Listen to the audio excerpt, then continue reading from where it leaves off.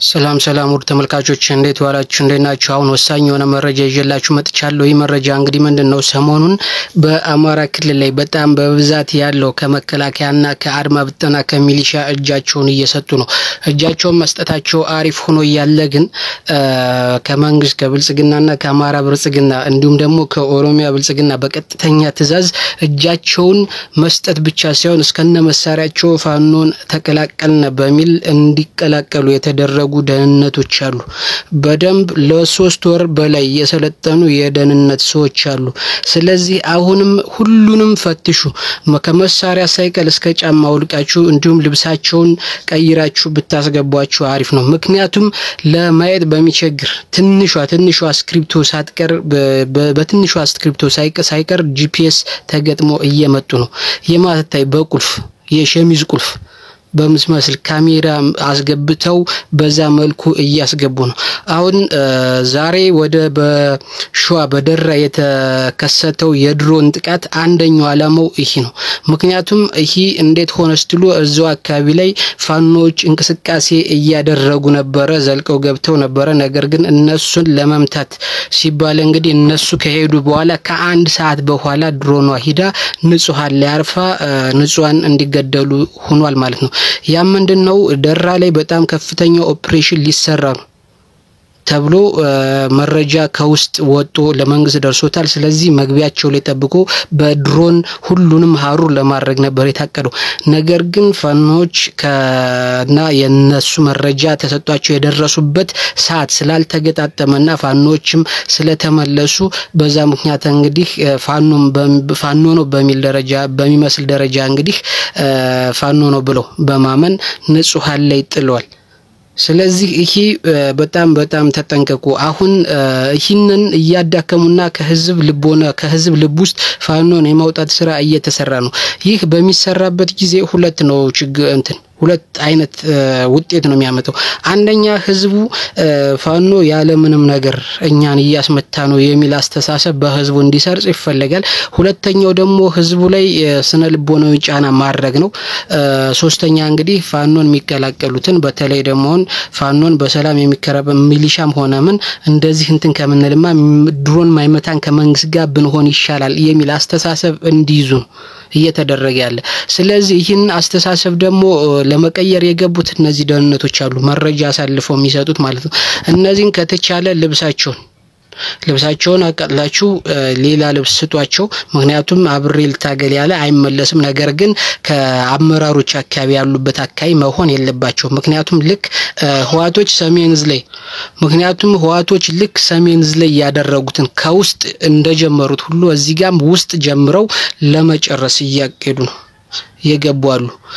እስከነ መሳሪያቸው እስከነ ብሬናቸው እስከነ ስናይፐራቸው እስከነ መትረጊዛቸው ቀጣይም ደግሞ እንግዲህ አርፒጂ ይዘው ሊመጡ ይችላል ማለት ነው። ፋኖን ለማሳመንና በጣም ሂጋ ፋኖን ለማሳመን እንዲሁም ደግሞ እንግዲህ ይህን አይነት መስዋዕት ለመክፈል ዝግጁ ነው በማለት እንግዲህ እውቅና በህዝቡ ለማስገኘት ይሄ እንግዲህ እንደዚህ በሚያደርጉ ሰዎች ላይ እንግዲህ በፌስቡክ ላይም የትም ላይም ቴሌግራም ላይም እየለጠፉ እያስተዋወቋቸው ነው። ምን በህዝብ ዘንድ ለማስተዋወቅ ማለት ነው።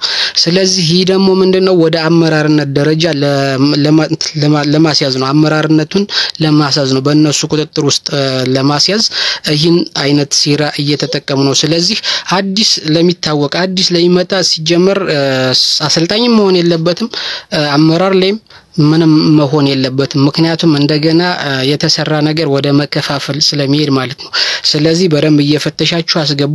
በጣም ጥንቃቄ ይደረግ። ሌላው ደግሞ ምንድነው ጠላት በጣም ፕሮፓጋንዳና ሞራል እየገነባበት ያለው ፋኖ ቢይዛችሁም ይቀልባችኋል፣ ያስራችኋል፣ ቤተሰባችሁ ጋር ደውሎ ያገናኛችኋል በስልክ እየተባለ ሞራል እየተገነባ ነው።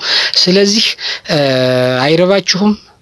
እውነትም አይረባቸውም፣ እየተቀለቡ ነው። ይሄ በጣም ከፍተኛ የሞራል ግንባታ እየተሰራበት ነው በጥላት በኩል ማለት ነው። ለዛ ነው መከላከያ በግፍ እየሰለጠነ በግፍ ወደ አማራ ክልል የሚገባ። ለዛ ነው አድማ ብተናና ሚሊሻ ያለ ምንም ዝም ብለን ደሞዛችንን እንትንቀበል ፋኖ ቢይዘንም ወንድሜ አብሮ አደግ አማራ ነው እያለ አይነካኝም በማለት እንግዲህ በዚህ ስነ ልቦና በግፍ እየገቡ የተቻላቸውን አድርገው እስከ ገደሉ ድረስ ይገላሉ። ሊገደሉ ሊገደሉ ሲል ደግሞ እንግዲህ ተሎ እጃቸውን በመስጠት እየተረፉ ለሌላውም ደግሞ እኛም ተርፈናል የሚል አስተማሪ የሆኑ ሞራል መገንቢያ የሆኑ እስከሆነ ድረስ እንግዲህ ፋኖ እዚህ ጋር እርምጃ አወሳሰድ ላይ በጣም ከፍተኛ የሆነ ቁርጠኝነት ማስቀመጥ አለበት፣ ውሳኔ ላይ መድረስ አለበት። ይሄ እስከመቼ ከደቡብ ከምስራቅ ከሰሜን ከምዕራብ እየመጣ እንግዲህ አማራ ላይ የሚሰፍርበትና በአማራ ህዝብ በአማራ አርሶ አደር እየተሰፈረ የሚቀለውበት ሁኔታ በጣም መታየትና መታሰብ አለበት። ስለዚህ በደንብ ሊታሰብ ይገባል። ምክንያቱም ይሄ አማራ ክልል አሁን የጠላት መንቦጫሪያ መሮጫ የጠላት መዝለያ ሆኗል። ምክንያቱም ደግሞ ምንድነው እስኪ ከህዋት ጦርነት እንኳን ማር ህዋት እኮ አይደለም ምግብ ቀርቶ አይደለም ህዋት ብቻ አይደለም ብልጽግና በህዋት ጊዜ ከህዋት ጋር ጦርነት በሚያደርግበት ጊዜ እኮ አይደለም እየተዋጋ የማረከውን ቀርቶ አዋሽ አርባ ወስዶ ዝም ብሎ አፍሶ በትግራይነቱ አፍሶ ላሰረው እንኳን ለሚዲያ ዳቦ ሶስት ዳቦ አስዞ መልሶ ይቀማቸው ነበር። እንዲህ አይበሉትም ነበር። ታዩታላችሁ እንጂ አትበሏትም እያሉ በራብ የሞተውን ከራብና የፀሐይ መብዛት የአየር ሁኔታ መዛባት በዚህ ደረጃ ደግሞ ስንቱ የሳምባ ምችና ስንቱ በበሽታ ስንቱ የሳምባ ምች ስንቱ የቲቪ በሽተኛ ሆኖ እንግዲህ እንደሞተ የሚታወቅ ነው። ስለዚህ ከዚህ መማር አይደለም መንግስት ማያከብረውን ሌላው ማያከብረውን ፋኖ ማክበር የለበትም። ስለዚህ ይህንን በጣም በተጠንቀቅ ሊታሰብበትና ሊተገበር የሚገባ ነው። ምክንያቱም ከራሳቸው ጠላት ፋኖን ሲይዘኮ አይደለም ለሚዲያ ካቀረቡ በኋላ እኮ ደብዛውን ነው የሚያጠፉት። እና አሸግድ እኮ የት እንዳሉ አይታወቅም። ምን እንደሚደረጉ እንግዲህ የሚታወቅ እነ ክርስቲያንም እኮ እንግዲህ ሬሳ ላይ ያስቀምጡ ነው የሚያሰቃያቸው አይደለም ሲዋጋ ፋኖን ይዘው እዛ ረሽነው ነው የሚጥሉ። ስለዚህ ፋኖ እየማረከ የሚቀልብበት ከርስ የሚሞላበት ሁኔታ በጣም ሊያበቃ ይገባል። ይህ የጠላት ሞራል መገንቢያ እየሆነ ነው። በዚህ ሁኔታ ደግሞ እንግዲህ ሆ ብሎ እየገባ በድሮን አግዛቸዋለሁ በማለት እንግዲህ ንጹሃንን እየጨፈጨፈ ያለ መንግስት ከዚህ ነው ከፋኖ ርህራዬ ከፋኖ የዋህነት ከፋኖ ቸልተኝነት ጋር ይያዛል።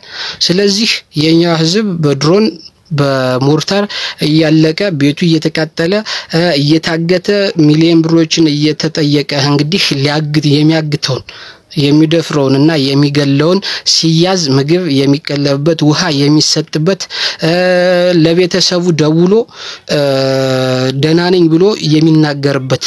ምክንያቱም አንድ ሰው ተማረከ ለቤተሰቡ ደውሎ ደህና ነኝ ካለ ምንድነው